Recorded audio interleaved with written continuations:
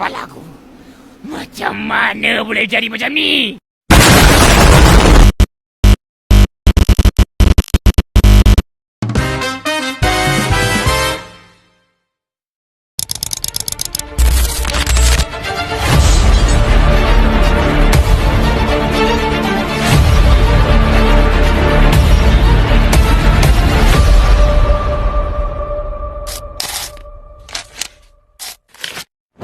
Assalamualaikum warahmatullahi wabarakatuh. Perkenalkan, nama saya Nurandira, NIM 2025-04136 dari kelas C25 Farmasi. Pada kesempatan kali ini, saya akan mempresentasikan materi mengenai sirup sebagai salah satu sediaan farmasi cair. Pertama-tama kita masuk di pengertian sirup. Sirup merupakan salah satu bentuk sediaan farmasi cair yang mengandung gula dalam konsentrasi tinggi atau pemanis lain yang digunakan sebagai pembawa zat aktif obat. Sirup dibuat agar obat lebih mudah diminum, terutama oleh anak-anak dan lansia, maupun pasien yang mengalami kesulitan menelan tablet atau kapsul. Dalam Farmakope Indonesia, sirup adalah larutan oral yang mengandung sukrosa atau pemanis lain dengan gangguan tanpa zat aktif yang berfungsi meningkatkan viskositas, memperbaiki rasa obat yang pahit, dan membantu mempertahankan kestabilan sediaan.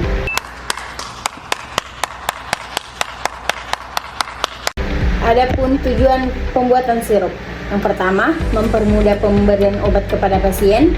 Yang kedua, menutupi rasa pahit obat. Yang ketiga, meningkatkan kepatuhan pasien dalam mengonsumsi obat. Yang keempat, memudahkan penyesuaian dosis terutama pada anak-anak. Yang kelima, memberikan bentuk sediaan yang stabil dan mudah digunakan. Karena memiliki rasa yang manis, pasien terutama anak-anak lebih mudah menerima terapi dibandingkan obat tablet. Kita masuk ke karakteristik sirup. Ada beberapa karakteristik sirup. Yang pertama yaitu berupa cairan jernih atau sedikit keruh. Yang kedua, memiliki rasa manis. Yang ketiga, kekentalannya lebih tinggi dibandingkan air. Yang keempat, mudah ditelan. Dan yang kelima, diberikan melalui mulut atau oral. Adapun komponen sirup, ada beberapa komponen sirup, yaitu yang pertama, zat aktif, merupakan bahan obat yang memberikan efek terapi, contohnya paracetamol, ambroxol, cetirizine, dan ibuprofen. Yang kedua, ada pemanis. Pemanis berfungsi memperbaiki rasa obat, contohnya sukrosa, sorbitol, dan sakrin natrium. Yang ketiga, ada pelarut. Pelarut utama adalah aqueous atau air murni. Air digunakan untuk melarutkan zat aktif maupun bahan tambahan lainnya. Yang keempat, ada pengawet. Karena mengandung air, sirup mudah ditumbuhi mikroorganisme sehingga perlu ditambahkan pengawet. Contohnya metilparaben, propilparaben, natrium benzoat, dan kalsium sorbat. Kelima, ada pewarna. Pewarna digunakan agar tampilan lebih menarik. Contohnya tartarisin, sunset yellow, dan brilliant blue. Keenam, ada perisa atau flavor. Perisa digunakan agar aroma lebih disukai pasien. Contohnya jeruk, stroberi, anggur, dan mint. Yang terakhir, ada pengatur pH. Digunakan untuk menjaga kestabilan obat. Contohnya asam sitrat dan natrium sitrat. Adapun jenis-jenis sirup. Sirup dibedakan menjadi beberapa jenis. Yang pertama, sirup obat. Mengandung zat aktif yang memberikan efek terapi. Contohnya sirup paracetamol. Yang kedua, sirup non-obat. Tidak mengandung zat aktif. Biasanya digunakan sebagai bahan pembawa dalam pembuatan obat racikan. Yang ketiga, sirup bebas gula. Menggunakan pemanis buatan sehingga cocok untuk penderita diabetes. Contohnya, menggunakan sorbitol atau sukrosa. Dan yang terakhir, ada sirup kering atau dry syrup yang pernah dilakukan di lab. Yaitu, dry syrup adalah sediaan serbuk yang harus ditambahkan air sebelum digunakan. Dry syrup banyak digunakan pada antibiotik karena zat aktifnya tidak stabil apabila disimpan dalam bentuk cair atau terlalu lama. Contohnya amoxicillin, cefixime, dan cefadroxil. Masuk ke tahapan pembuatan sirup. Tahap pertama yaitu menimbang seluruh bahan sesuai formula. Tahap kedua, melarutkan zat aktif. Tahap ketiga, melarutkan sukrosa atau pemanis. Tahap keempat, mencampurkan seluruh bahan hingga homogen. Tahap kelima, menambahkan flavor pewarna atau pengawet. Tahap terakhir dilakukan penyeringan, kemudian dimasukkan ke dalam botol yang bersih. Masuk ke evaluasi mutu sirup. Sebelum dipasarkan, sirup harus memiliki pengujian mutu. Pengujian tersebut meliputi pertama, organoleptik, melihat warna, rasa, aroma, dan kejernihan. Yang kedua, pH. pH harus sesuai agar obat tetap stabil. Biasanya sekitar pH 4-7 tergantung formulasi. 3. Viskositas, menentukan tingkat kekentalan. Sirup tidak boleh terlalu encer maupun terlalu kental. Yang keempat, ada bobot jenis, digunakan untuk mengetahui konsentrasi produk. Kelima, volume terpindahkan, memastikan volume yang diterima konsumen sesuai dengan yang tertera pada etiket.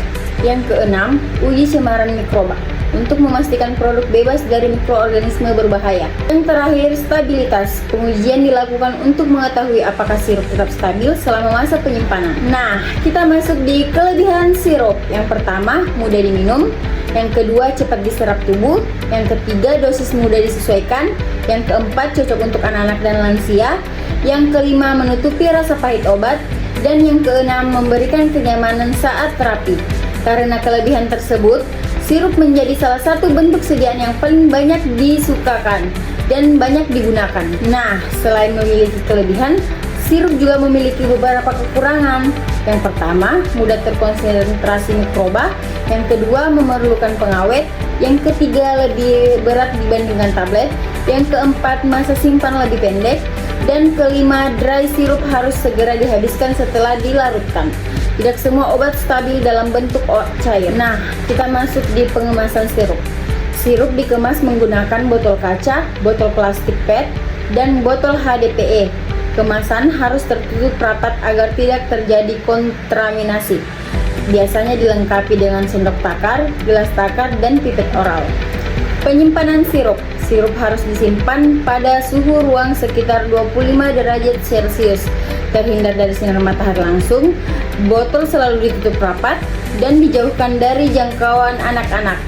Untuk dry sirup, setelah ditambahkan air, biasanya hanya dapat digunakan selama 7-14 hari sesuai petunjuk pada kemasan. Nah, ada contoh sirup yang beredar di Indonesia. Beberapa contoh sirup antara lain paracetamol, sirup untuk demam.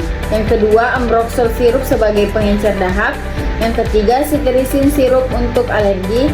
Yang keempat, ibuprofen sirup sebagai analgesik dan antioretik. Adapun penerapan sirup di industri farmasi. Dalam industri farmasi, pembuatan sirup dilakukan mengikuti prinsip cara pembuatan obat yang baik.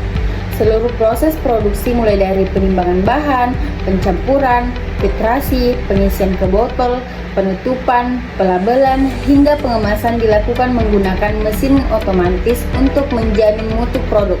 Setelah diproduksi, setiap batch akan diuji kualitasnya sebelum dipasarkan.